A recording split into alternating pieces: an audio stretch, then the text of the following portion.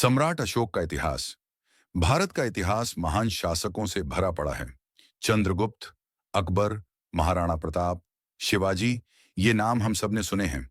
लेकिन इन सब में एक ऐसा सम्राट हुआ जिसे इतिहास ने सिर्फ एक योद्धा ही नहीं बल्कि मानवता का प्रतीक माना। वह था सम्राट अशोक महान।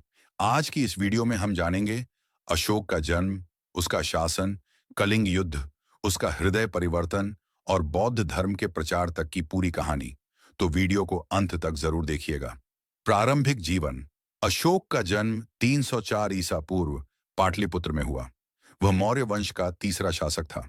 उसके दादा थे चंद्रगुप्त मौर्य और पिता थे बिंदुसार। बचपन से ही अशोक बेहद बुद्धिमान और साहसी था। वह युद्ध कला में निपुण था और घुड़सवारी, धनुष बाण, तलवारबाजी सब में माहिर था। उसके तेज और कठोर स्वभाव के कारण कई लोग उससे डरते भी थे। यही कारण था कि उसे पाटलिपुत्र का गवर्नर और फिर उज्जैन का शासक बनाया गया। राजगद्दी पर बैठना। 273 ईसा पूर्व में जब बिंदुसार की मृत्यु हुई तो मौर्य साम्राज्य के उत्तराधिकार के लिए संघर्ष शुरू हो गया।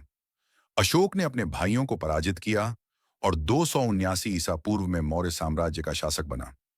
4 साल बाद उसका राजाभिषेक हुआ।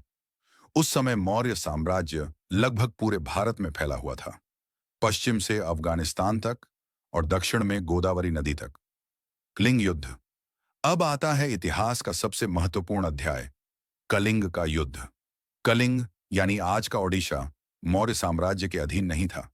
261 ईसा पूर्व में अशोक ने कलिंग पर चढ़ाई की। युद्ध इतना भयंकर हुआ कि 1 लाख लोग मारे गए, 1.5 लाख लोग बंदी बनाए गए और असंख्य लोग घायल हुए। युद्ध जीत तो गया अशोक, लेकिन युद्ध का मैदान खून से लाल हो गया था। वहां की लाशों और विलाप करती औरतों बच्चों को देखकर अशोक का हृदय पिघल गया। यही वह क्षण था जिसने अशोक की जिंदगी हमेशा के लिए बदल दी। हृदय परिवर्तन। कलिंग युद्ध के बाद अशोक को एहसास हुआ कि विजय तलवार से नहीं बल्कि करुणा और प्रेम से मिलती है। उसने हथियार छोड़ दिए और बौद्ध धर्म की शरण में चला गया। वह अब हिंसा नहीं बल्कि शांति और धम्म का मार्ग अपनाने लगा।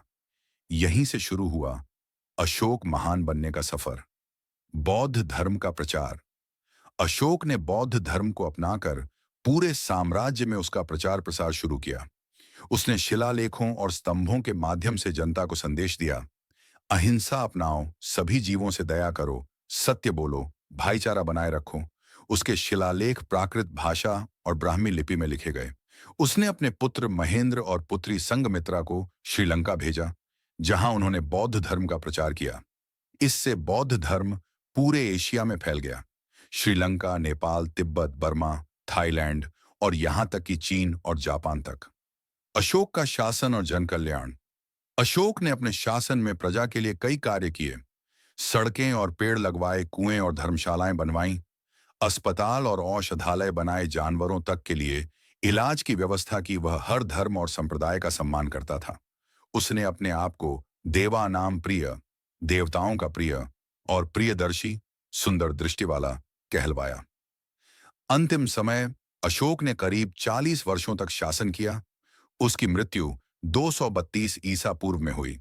उसके बाद मौर्य साम्राज्य धीरे धीरे कमजोर पड़ गया, लेकिन इतिहास में उसका नाम अमर हो गया। सम्राट अशोक हमें यह सिखाता है कि असली महानता ताकत या युद्ध में नहीं बल्कि करुणा और शांति में है। वह दुनिया का पहला शासक था जिसने हिंसा छोड़कर अहिंसा और मानवता को शासन का आधार बनाया। यही कारण है कि उसे अशोक महान कहा जाता है। भारत के राष्ट्रीय प्रतीक सिंह स्तंभ, लायन कैपिटल ऑफ अशोक, आज भी उसकी विरासत को दर्शाता है।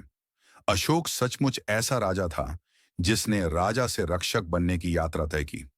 इतिहास की ऐसी वीडियो देखने के लिए लाइक और चैनल को फॉलो करें।